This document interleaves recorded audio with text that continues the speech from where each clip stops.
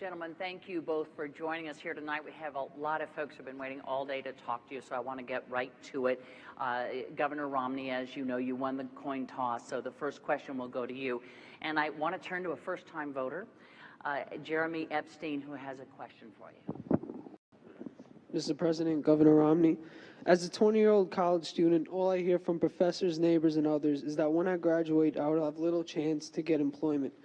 What can you say to reassure me, but more importantly, my parents, that I will be able to sufficiently support myself after I graduate? Thank you, Jeremy. I appreciate your question, and thank you for being here this evening, and to all of those from Nassau County here that have come. Thank you for your time. Thank you to Hofstra University and to Candy Crowley for organizing and leading this event. Thank you, Mr. President, also for being part of this debate. Your question is one that's being asked by college kids all over this country. I was in Pennsylvania with someone who just graduated. This was in Philadelphia, and she said, I've got my degree. I can't find a job. I've got 3 part-time jobs. They're just barely enough to pay for my food and pay for an apartment. I can't begin to pay back my student loans.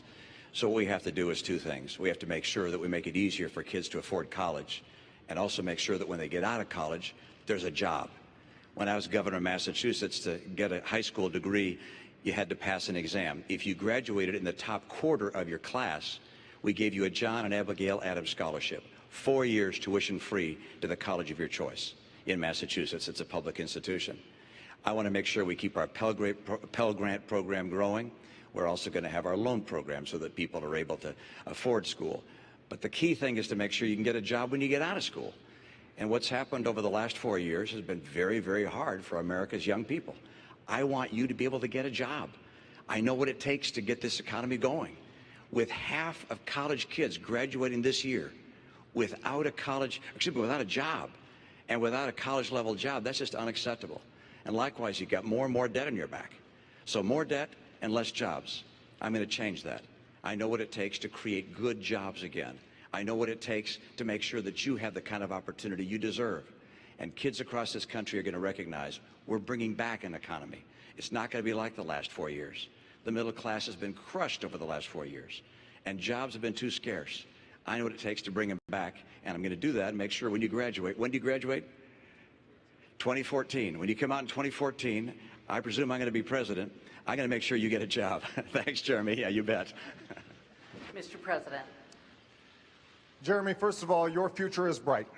And the fact that you're making an investment in higher education is critical, not just to you, but to the entire nation.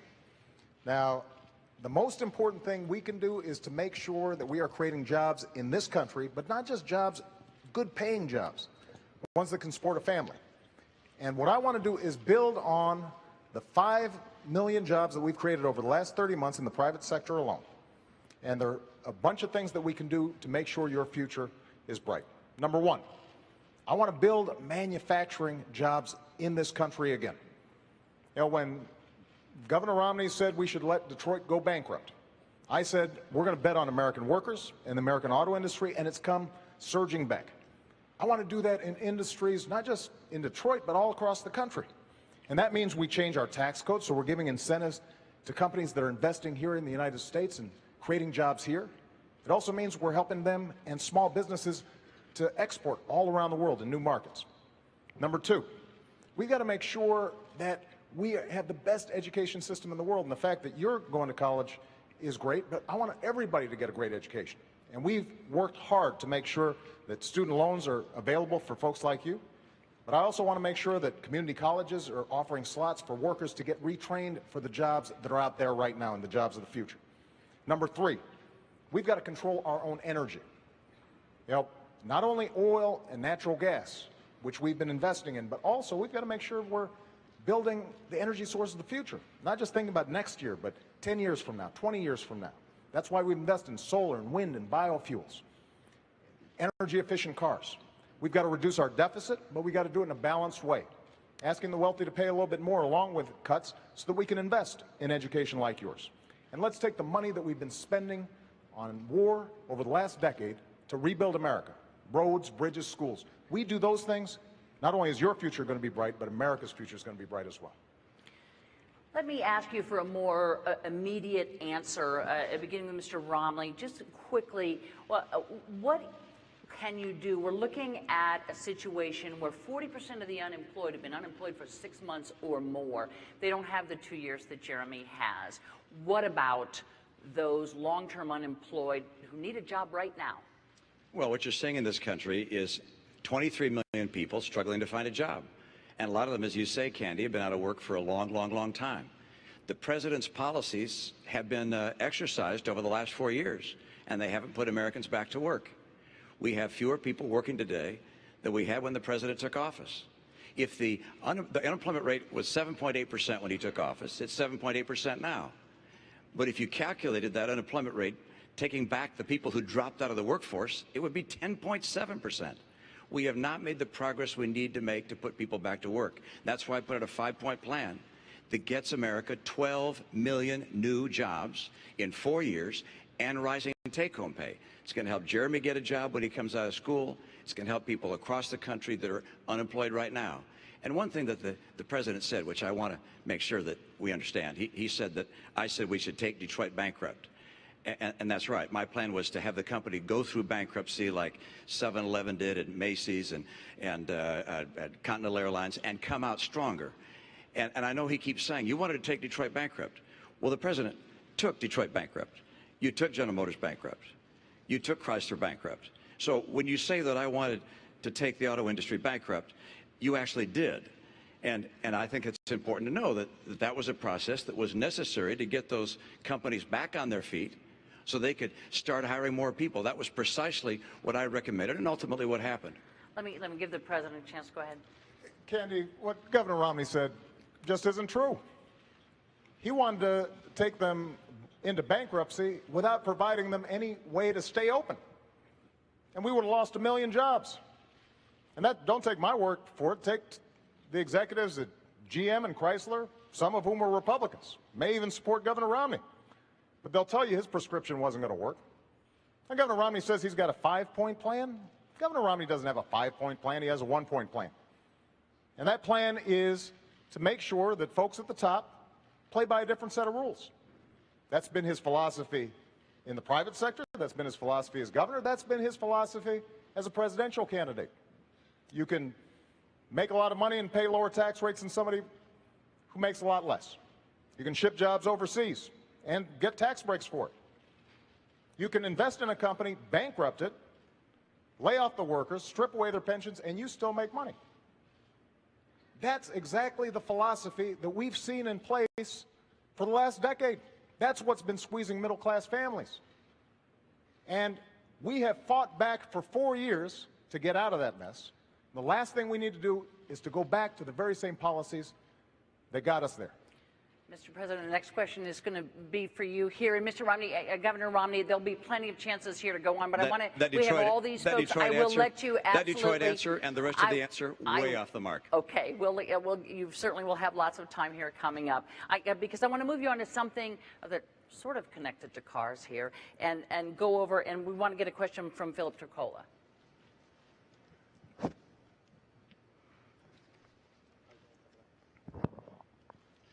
Your Energy Secretary, Stephen Chu, has now been on record 3 times stating it's not policy of his department to help lower gas prices. Do you agree with Secretary Chu that this is not the job of the Energy Department? The most important thing we can do is to make sure we control our own energy. So here's what I've done since I've been president. We have increased oil production to the highest levels in 16 years. Natural gas production is the highest it's been in decades. We have seen increases in coal production and coal employment. But what I've also said is we can't just produce traditional sources of energy, we've also got to look to the future. That's why we doubled fuel efficiency standards on cars. That means that in the middle of the next decade, any car you buy, you're going to end up going twice as far on a gallon of gas. That's why we've doubled clean energy production like wind and solar and biofuels. And all these things have contributed to us lowering our oil imports to the lowest levels in 16 years. Now, I want to build on that. And that means, yes, we still continue to open up new areas for drilling. We continue to make it a priority for us to go after natural gas. We've got potentially 600,000 jobs and 100 years worth of energy right beneath our feet with natural gas. And we can do it in an environmentally sound way.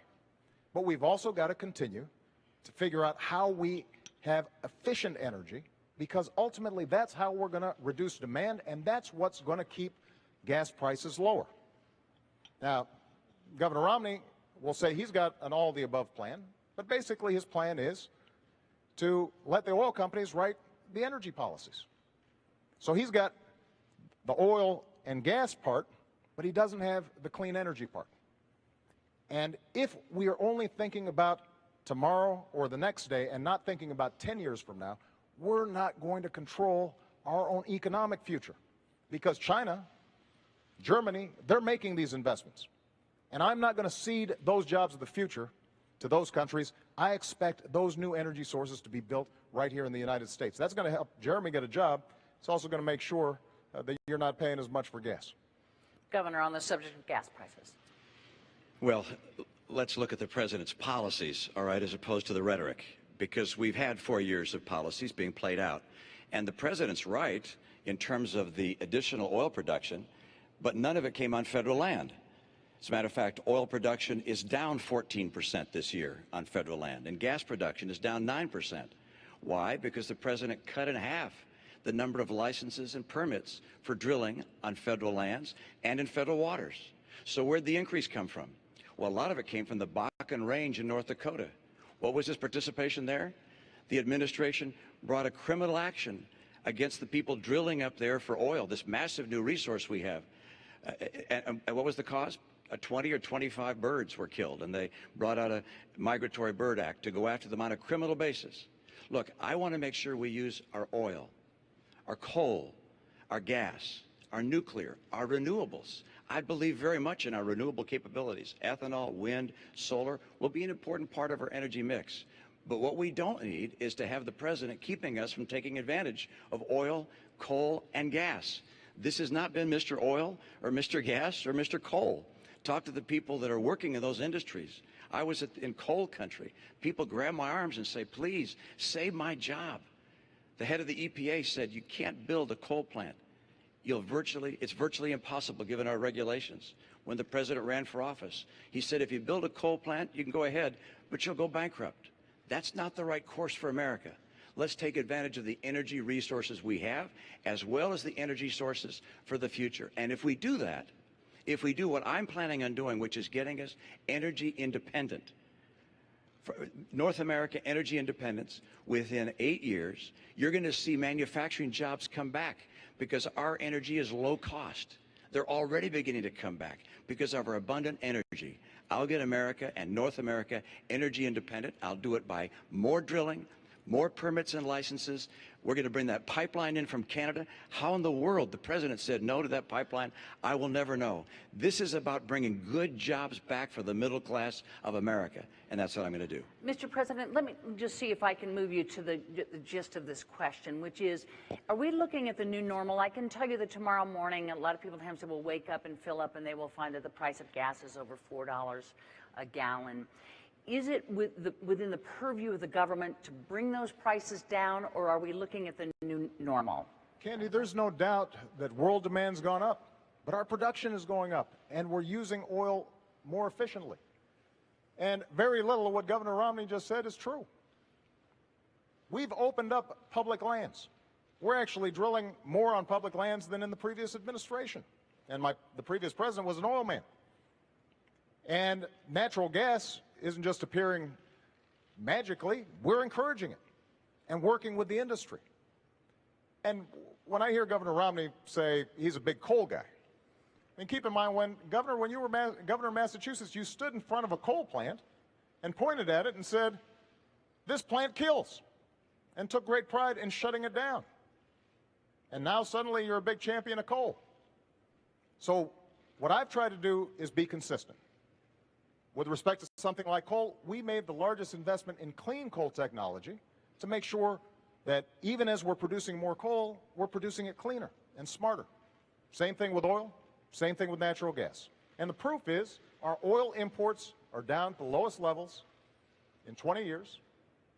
Oil production is up, natural gas production is up, And most importantly, we're also starting to build cars that are more efficient. And that's creating jobs. That means those cars can be exported because that's the demand around the world. And it also means that it'll save money in your pocketbook. That's the strategy you need on all of the above strategy, and that's what we're going to do in the next 4 years. But that's not what you've done in the last 4 years. That's the problem. Sure. In the last 4 years, you cut permits and licenses on federal land and federal waters in half. Not true, Governor Romney.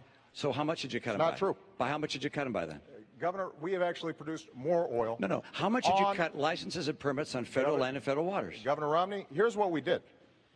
There were a whole bunch of oil companies. No, I had a question, and the question was, how much did you cut them by? You want me to answer How much did you cut them by? I'm happy to answer the question. All right, and it is? Here's what happened. You had a whole bunch of oil companies who had leases on public lands that they weren't using. So what we said was, you can't just sit on this for 10, 20, 30 years, decide when you want to drill, when you want to produce, when it's most profitable for you. These are public lands.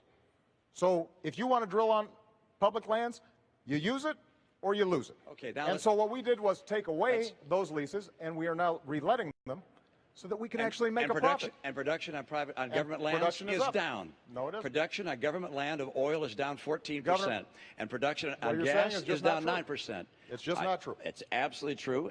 Look, there's no question but that the people recognize that we have not produced more oil and gas on federal lands and in federal waters.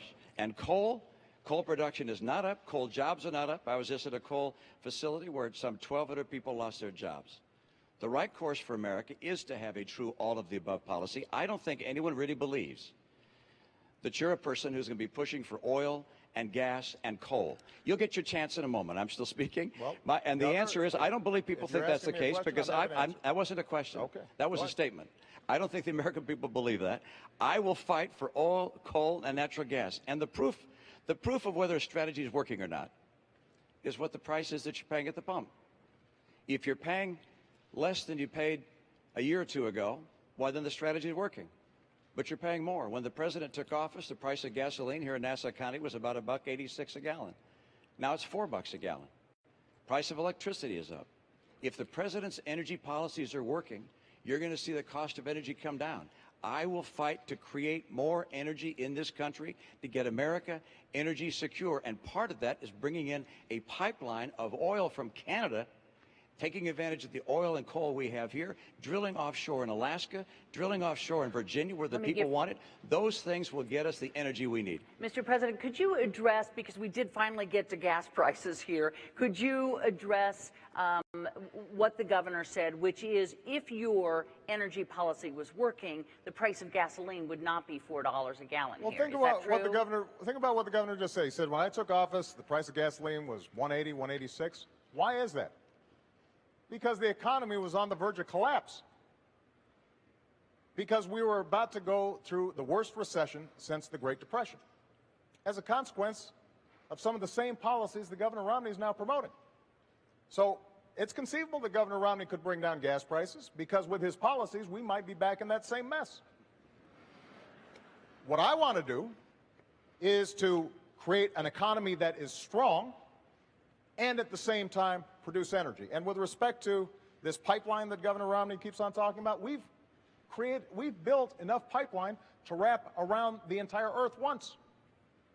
So I'm all for pipelines, I'm all for oil production.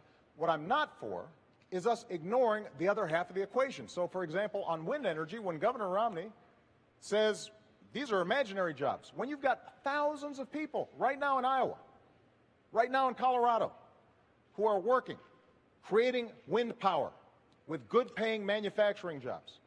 And the Republican senator in Iowa is all for it, providing tax credits to help this work. And Governor Romney says, I'm opposed. I'd get rid of it.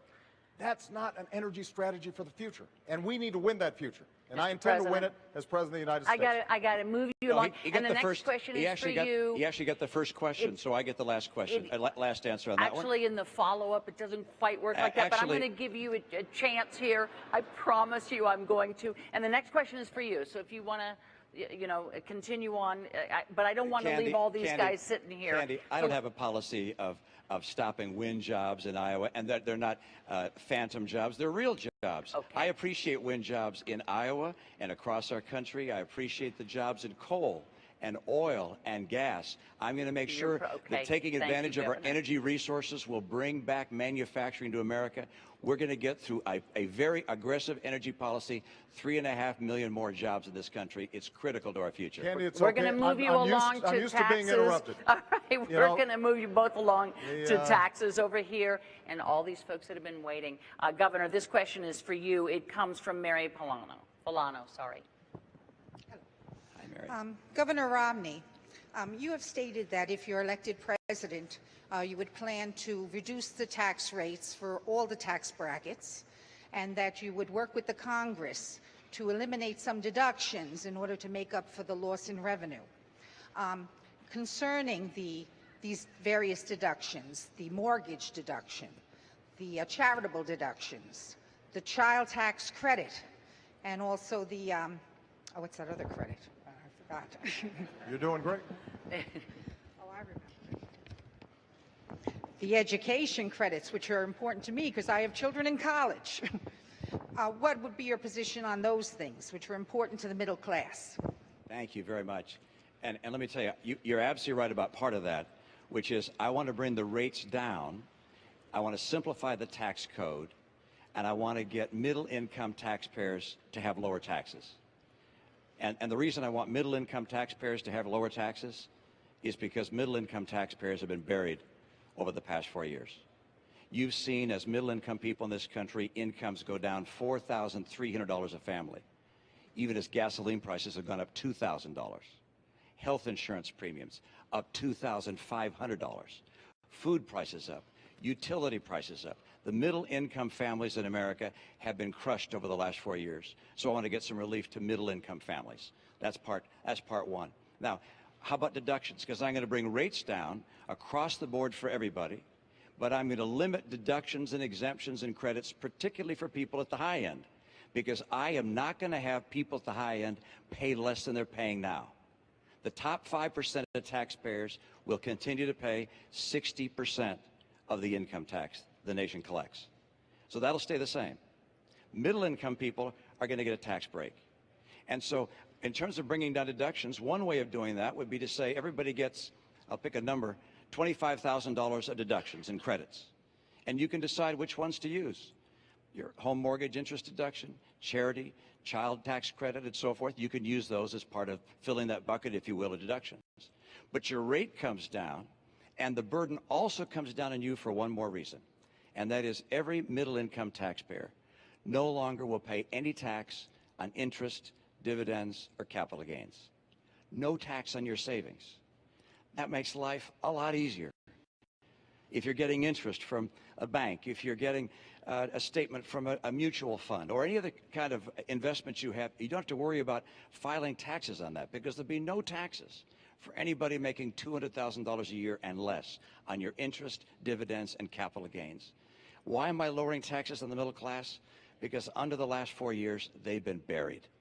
And I want to help people in the middle class. And I will not, under any circumstances, reduce the share that's being paid by the highest income taxpayers. And I will not, under any circumstances, increase taxes on the middle class. The president's spending, the president's borrowing, will cause this nation to have to raise taxes on the American people, not just at the high end. A recent study has shown the people in the middle class will see $4,000 a year higher taxes as a result of the spending and borrowing of this administration.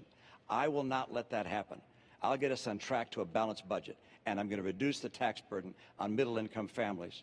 And what's that going to do? It's going to help those families, and it's going to create incentives to start growing jobs again in this country. Thanks, Governor. Thank you. My philosophy on taxes has been simple, and that is I want to give middle-class families and folks who are striving to get in the middle class some relief, because they have been hit hard over the last decade, over the last 15, over the last 20 years.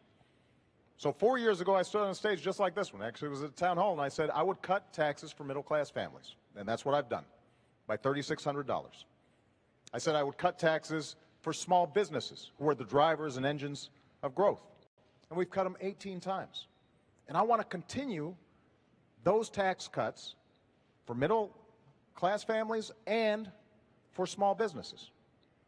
But what I've also said is, if we're serious about reducing the deficit, if this is genuinely a moral obligation to the next generation, then in addition to some tough spending cuts, we've also got to make sure that the wealthy do a little bit more. So what I've said is, your first $250,000 worth of income, no change. And that means 98% of American families, 97% of small businesses, they will not see a tax increase. I'm ready to sign that bill right now. The only reason it's not happening is because Governor Romney's allies in Congress have held the 98% hostage because they want tax breaks for the top 2%. But what I've also said is, for above $250,000, we can go back to the tax rates we had when Bill Clinton was president. We created 23 million new jobs. That's part of what took us from deficits to surplus. It will be good for our economy, and it will be good for job creation. Now, Governor Romney has a different philosophy. He was on 60 Minutes just 2 weeks ago, and he was asked, is it fair for somebody like you making $20 million a year to pay a lower tax rate than a nurse or a bus driver, somebody making $50,000 a year? And he said, yes, I think that's fair. Not only that, he said, I think that's what grows the economy. Well, I fundamentally disagree with that. I think what grows the economy is when you get that tax credit that we put in place for your kids going to college. I think that grows the economy. I think what grows the economy is when we make sure small businesses are getting a tax credit for hiring veterans who fought for our country. That grows our economy.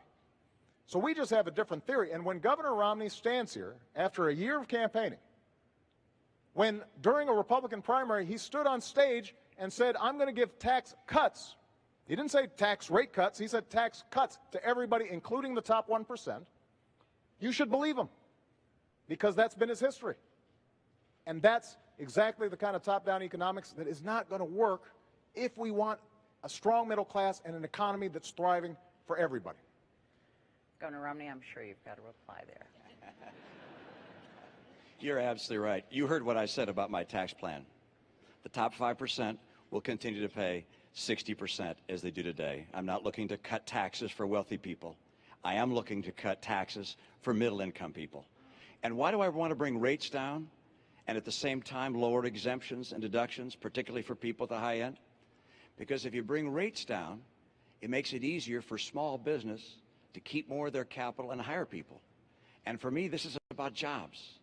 I want to get America's economy going again. 54% of America's workers work in businesses that are taxed as individuals. So when you bring those rates down, those small businesses are able to keep more money and hire more people. For me, I look at what's happened in the last 4 years and say, this has been a disappointment. We can do better than this. We don't have to settle for how many months? 43 months with unemployment above 8%. 23 million Americans struggling to find a good job right now. There are 3.5 million more women living in poverty today than when the president took office. We don't have to live like this. We can get this economy going again. My 5-point plan does it. Energy independence for North America in 5 years, opening up more trade, particularly in Latin America, cracking down on China when they cheat, getting us to a balanced budget, fixing our training programs for our workers, and finally, championing small business.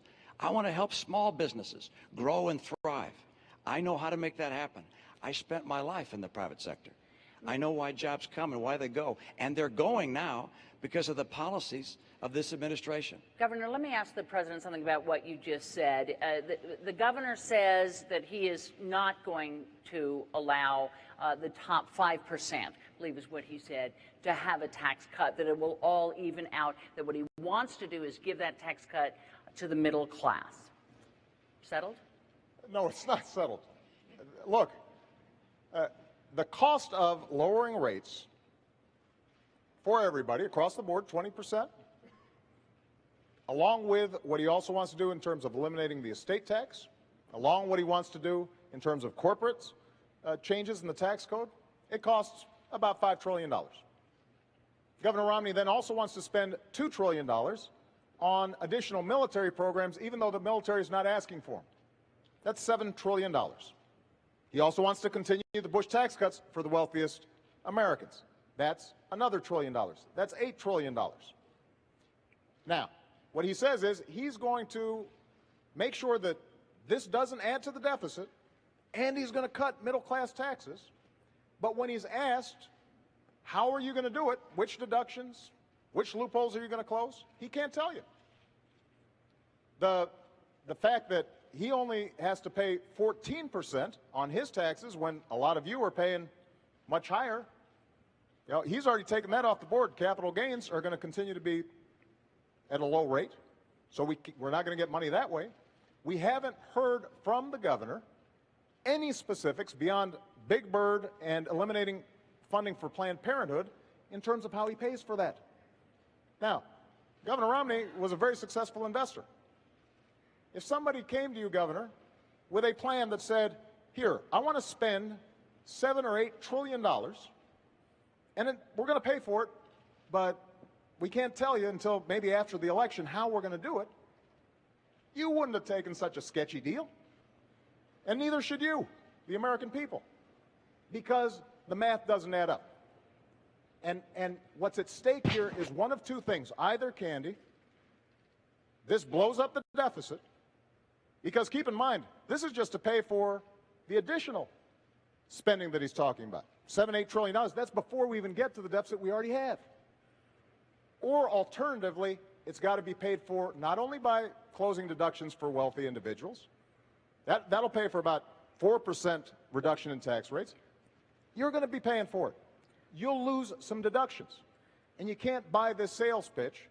Nobody who's looked at it that's serious actually believes it adds up. Mr. President, let me get the governor in on this. And Governor, before we get into a vast array of who says what study says what, if it shouldn't add up, if somehow when you get in there isn't enough tax revenue coming in, if somehow the numbers don't add up, would you be willing to look again at a 20%?